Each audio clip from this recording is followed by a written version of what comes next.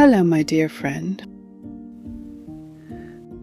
I want you to take a slow, deep breath with me right now.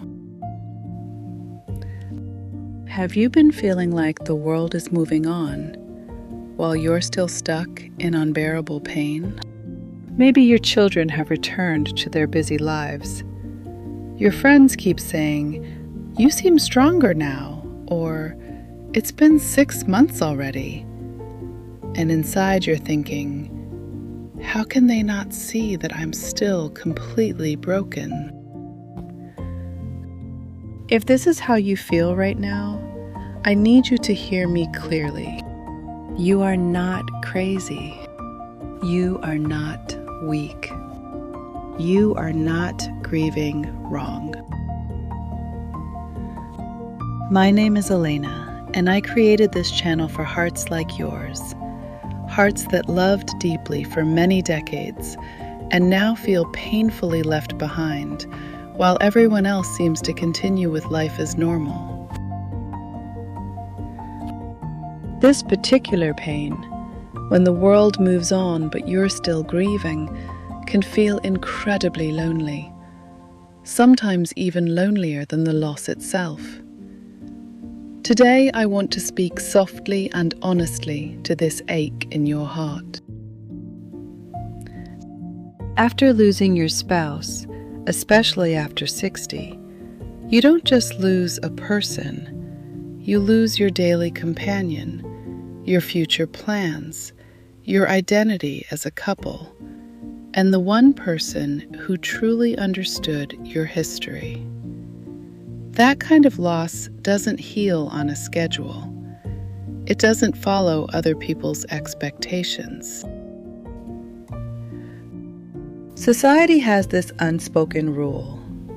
There is an acceptable time to grieve, and then you're supposed to move on. But real grief doesn't work like that, especially not after a lifetime together. So what do you do when everyone around you seems to have moved forward, but your heart is still bleeding? First, please understand this truth. Your grief is not a problem that needs to be fixed on their timeline. It is a reflection of how deeply you loved. And that depth of love deserves all the time it needs. It's completely normal to feel anger, resentment, or even envy toward those who seem to be doing fine. You might think, how can they laugh? How can they make plans? Don't they remember that my world has ended? These feelings are human. They don't make you a bad person. Here are some gentle ways to protect and support yourself when you feel this painful disconnect. First, give yourself permission to grieve at your own pace. You don't owe anyone a faster healing. Say to yourself, my grief is mine. My timeline is mine. I'm allowed to feel this as long as I need. Second, find your safe people. Not everyone can hold space for long-term grief. That's okay. You don't have to share your deepest pain with those who rush you. Look for people who can simply sit with you in the sadness without trying to fix it, even if it's one understanding friend or someone in an online grief community. Third, create your own gentle rituals. On days when the world feels too loud and too fast, do something that honors both your love and your pain. Light a candle for your spouse. Visit a place that was special to you both. Write them a letter. These small acts help you stay connected to your grief without apology. Fourth, Set loving boundaries. You have every right to say, "I'm still grieving. I need more time before I can join big family gatherings." Or, "Please don't tell me I should be over it by now." Protecting your heart is not selfish. It is necessary. Fifth, be careful with social media. Seeing other people's happy moments can make your grief feel heavier. It's okay to take breaks or mute certain people for a while. You're not avoiding life. You're protecting your healing. What nobody tells you is that many people who moved on are still carrying their own quiet pain. They just hide it better. Your willingness to feel your grief fully is actually a sign of emotional strength, not weakness.